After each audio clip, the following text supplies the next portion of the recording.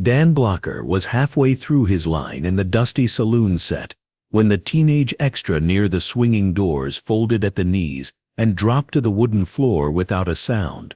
Wait, because what Dan does before the director can even call for a medic will decide whether this kid remembers his first day on a real Western set as a nightmare, or as the moment someone big enough to matter actually stopped and saw him.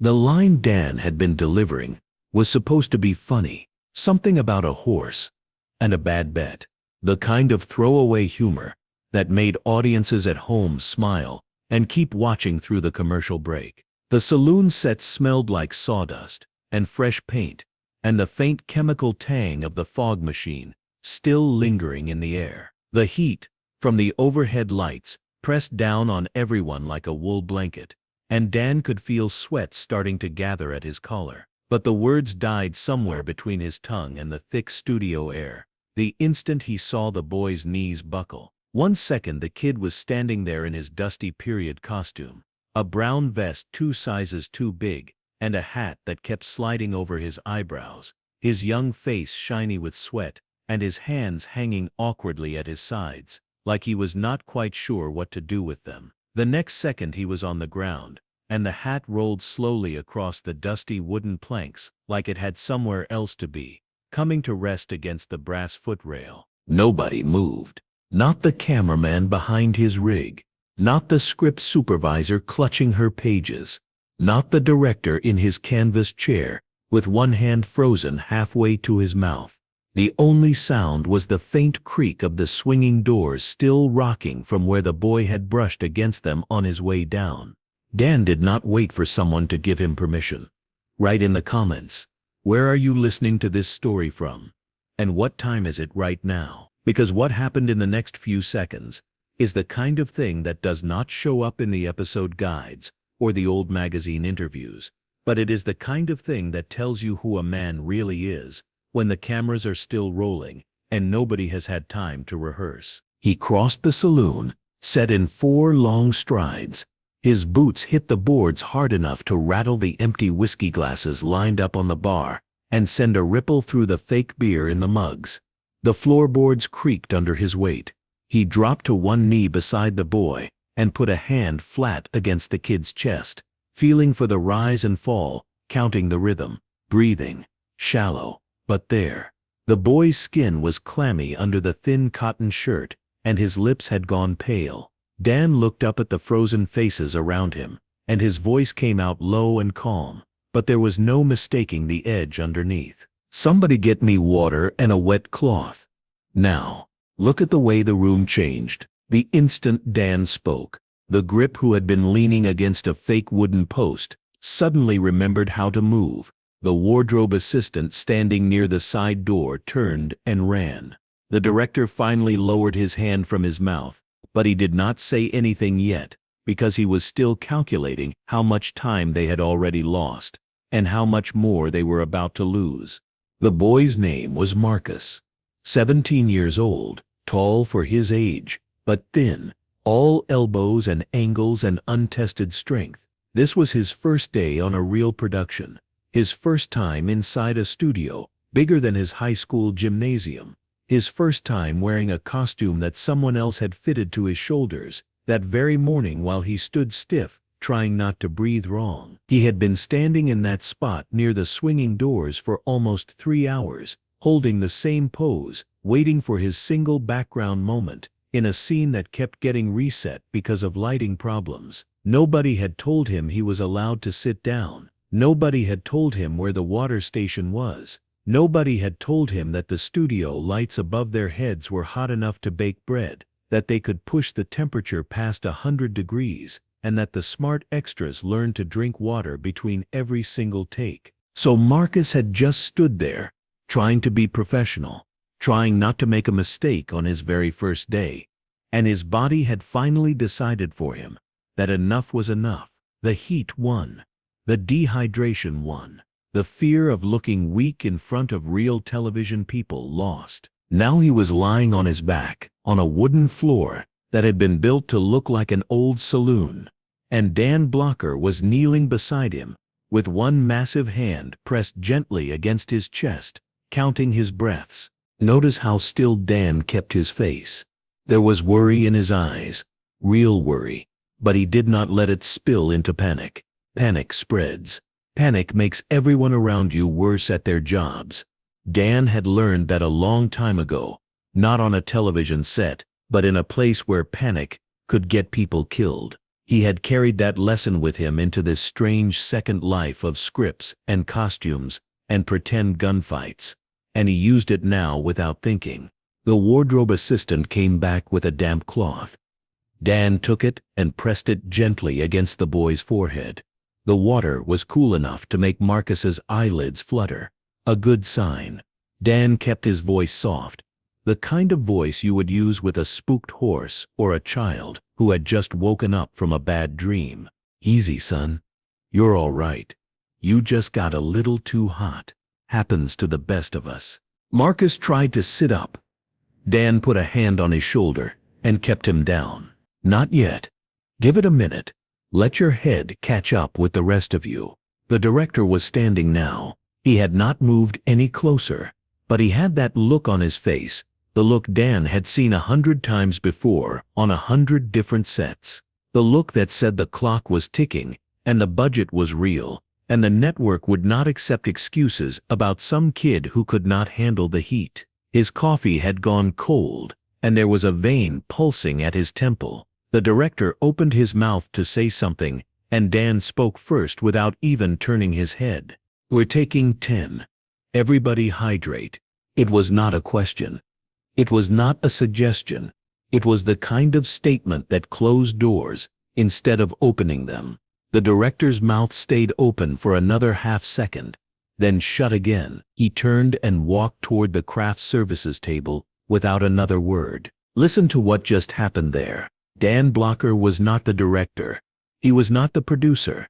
He was an actor, a hired performer, a man whose job was to say the words they gave him and hit his marks and make the audience laugh. He did not have the authority to call a break. He did not have the authority to shut down a scene, but he did it anyway. And not a single person in that room tried to stop him, because there are some kinds of authority that do not come from a title or a contract. They come from the way a man carries himself. They come from the way people feel when he walks into a room. They come from years of small choices, stacked up like bricks, until the wall is high enough that everyone can see it. Someone brought a bottle of water. Dan uncapped it and held it to the boy's lips. Marcus drank, coughed, drank again. Color was starting to come back into his face. The awful gray pallor that had been there a minute ago was fading, replaced by something closer to embarrassment. I'm sorry, Marcus whispered. I'm so sorry. I didn't mean to. Stop, Dan said. You don't apologize for being human. The boy's eyes went wet.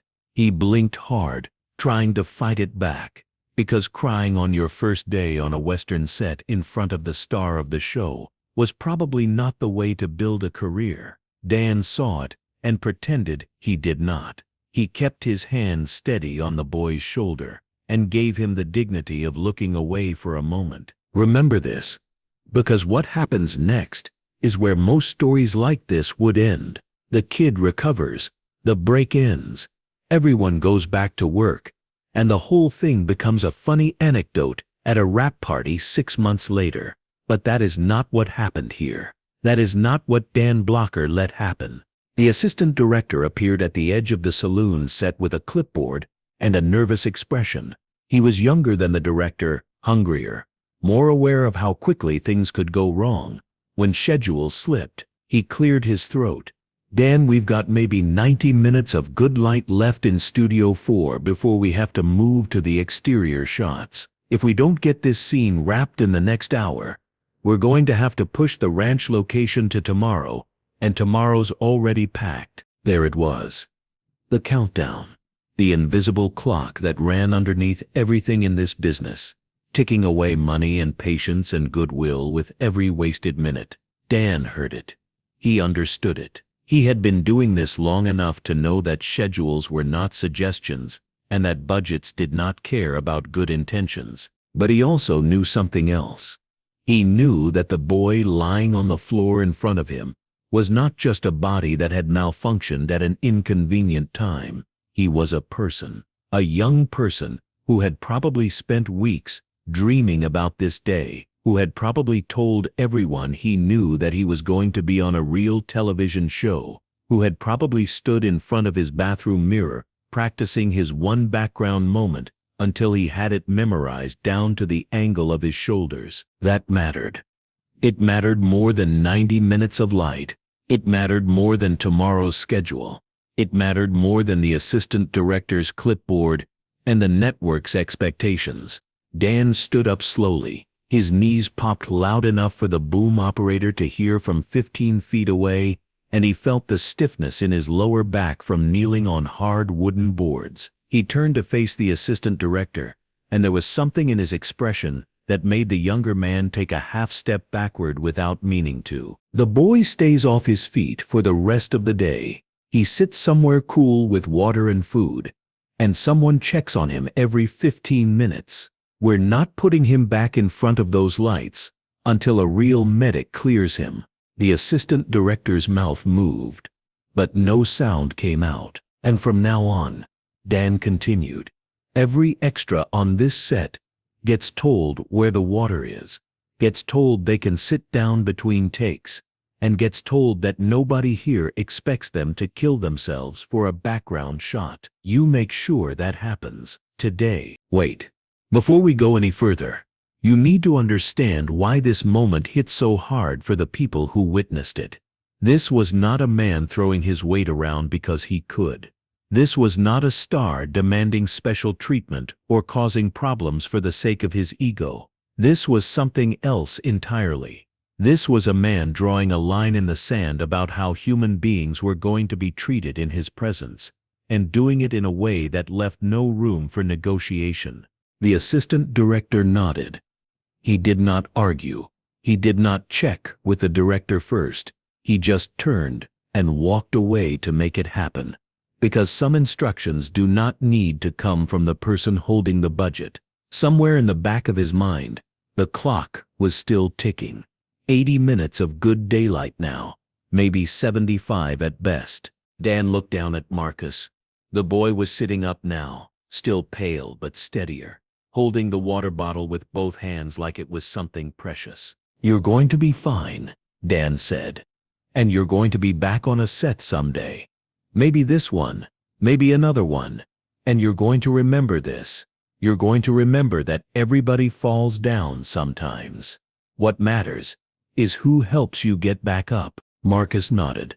His voice came out rough and quiet. Thank you, Mr. Blocker. Dan smiled. It was the real smile. The one that had made him famous. The one that reached all the way to his eyes and made people feel like everything was going to be okay, even when it probably was not. Dan. Just Dan.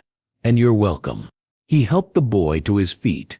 Slowly, carefully, one hand under his elbow and another at his back. A grip appeared with a folding chair, and Dan guided Marcus into it. Someone else brought a sandwich wrapped in wax paper. Someone else brought a second bottle of water.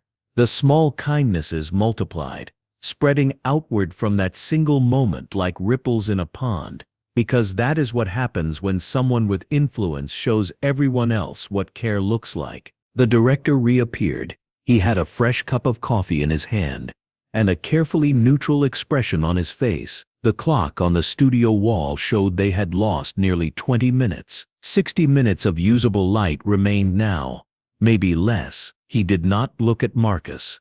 He looked at Dan. Ready to pick up where we left off, Dan glanced at the boy in the chair. Marcus gave a tiny nod. He was okay. He was going to be okay. Yeah, Dan said. Let's finish the scene. But notice something. Dan did not walk back to his mark immediately. He stood there for another few seconds, looking around the set, making eye contact with the crew members one by one. The gaffer, the sound mixer, the prop master, the other extras, still standing in their positions, still waiting. He was not saying anything, but he was saying everything. He was reminding every single person in that room that they had all just seen what happened, and they had all just seen how it was handled, and they were all now responsible for making sure it never had to happen that way again. Then he walked back to his spot behind the bar, picked up the prop glass he had been holding, and waited for the director to call action. The scene resumed. The cameras rolled. Dan delivered his line about the horse and the bad bet, and this time the timing was perfect, and the crew laughed at the joke even though they had heard it 4 times already, because laughing at the star's jokes was part of the job. The swinging doors swung, the background extras moved, the artificial sunlight streamed through the artificial windows, and for a few minutes everything looked exactly like it was supposed to look on a Western television set in the middle of a long production day. But something had shifted. Something invisible and permanent. The light outside the high studio windows was starting to change. The afternoon sliding toward evening faster than anyone wanted. But nobody mentioned the clock now. The people in that room knew now, if they had not known before, what kind of man they were working with. Not just the character he played on screen, the big friendly cowboy with the easy laugh. The actual man. The one who stopped everything when a teenager hit the floor. The one who knelt in the dust and counted breaths. The one who gave orders that were not his to give, and made them stick through nothing but the weight of who he was. Listen closely to what happened over the next several weeks, because the ripples kept spreading. The production coordinator posted a new notice in the break area. It listed the location of all water stations on the lot. It reminded everyone that sitting between takes was not just allowed but encouraged. It had Dan Blocker's name nowhere on it, but everyone knew where it had come from. The casting director started including a standard briefing for all background performers. Hydration, rest, heat safety, the right to speak up if something was wrong. Again, Dan's name was never mentioned. Again, everyone knew. Marcus came back.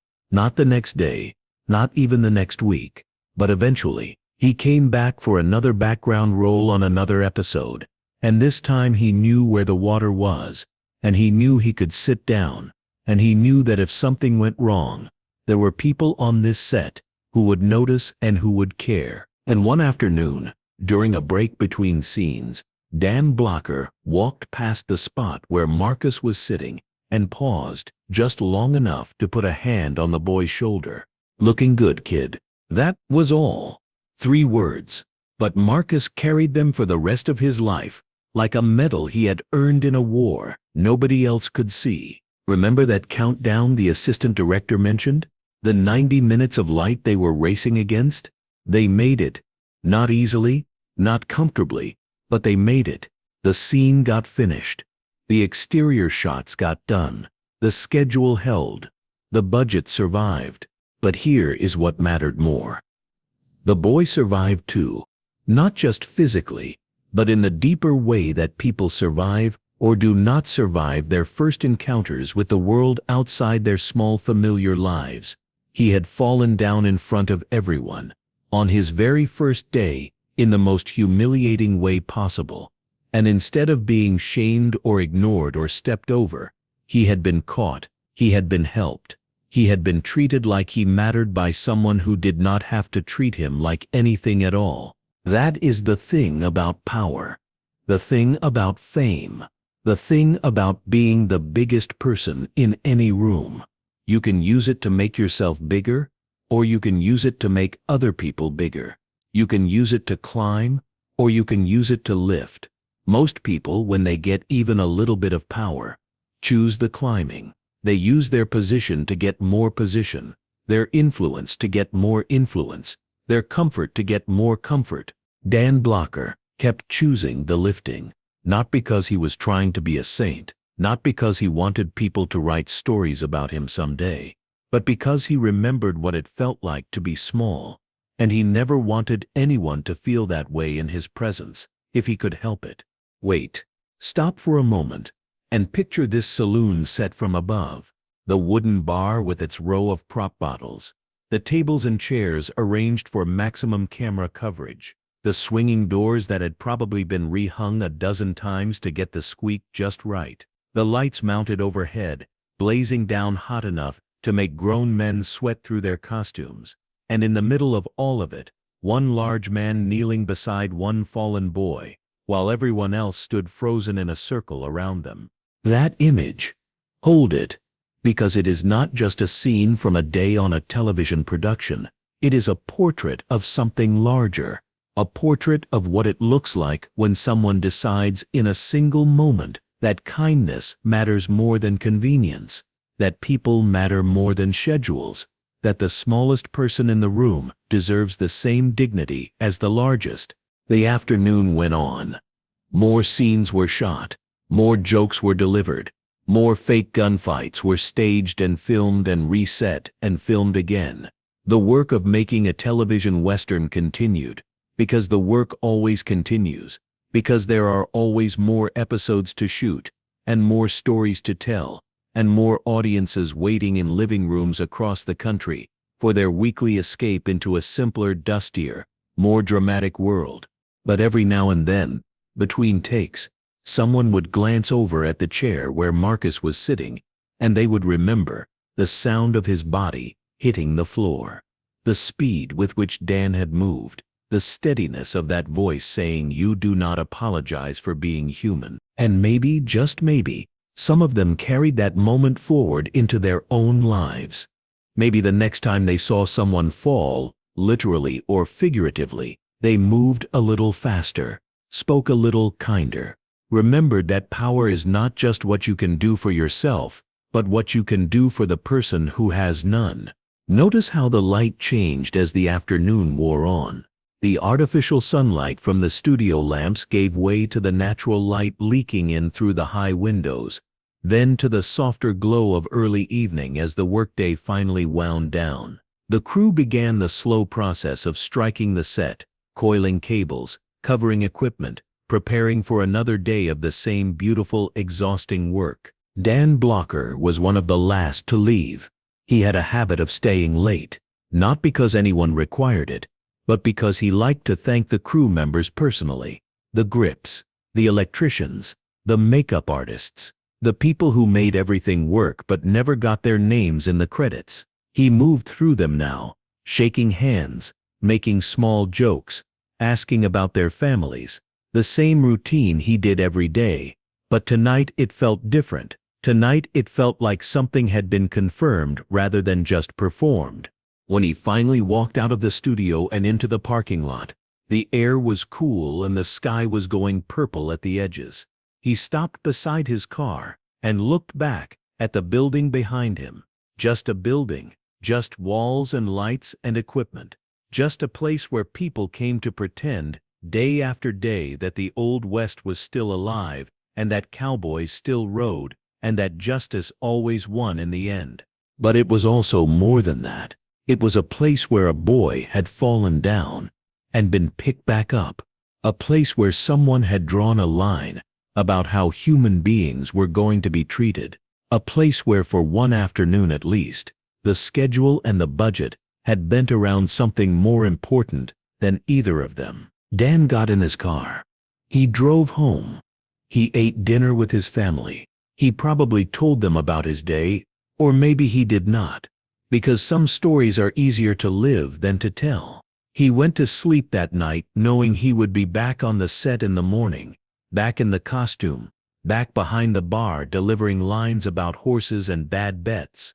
But he also went to sleep knowing something else, knowing that somewhere across town, a 17-year-old boy was lying in his own bed, thinking about the day he fell down in front of everyone, and remembering not the fall, but what came after, not the humiliation, but the hand on his chest, not the fear, but the voice saying, "Easy, son, you're all right." That is what Dan Blocker left behind, everywhere he went.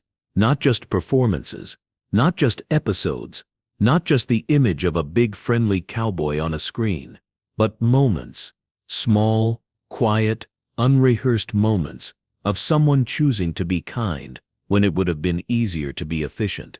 And if you have stayed with this story until now, maybe you understand why those moments matter. Maybe you understand why one afternoon on a television set, One boy hitting the floor, one large man kneeling in the dust, can echo forward through decades and touch people who were never there, who never saw it happen, who are only hearing about it now. Because kindness is not a performance. It is not something you rehearse. It is something you choose again and again, in the moments when choosing it costs you something: time, convenience, the approval of people who think schedules matter more than souls. Dan Blocker kept choosing it. Every day, every set, every person who crossed his path and needed something he could give. And now you know one more story about what that looked like.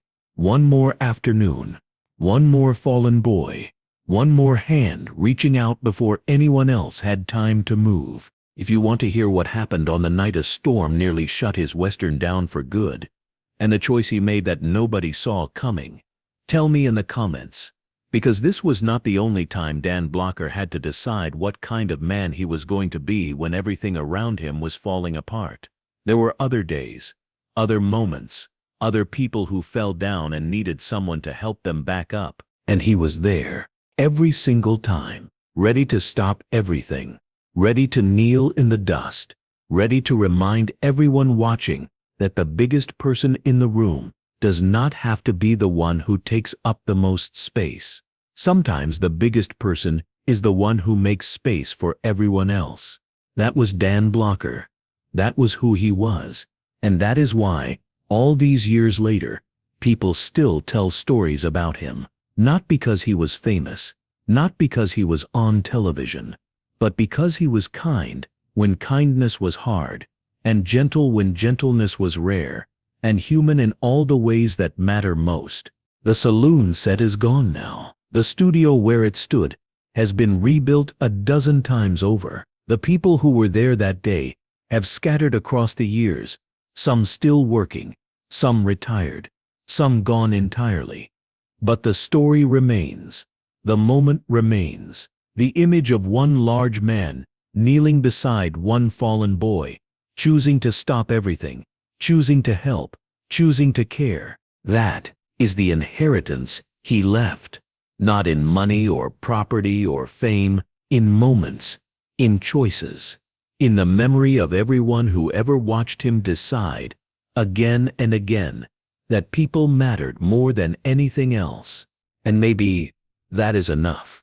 And maybe that is even more.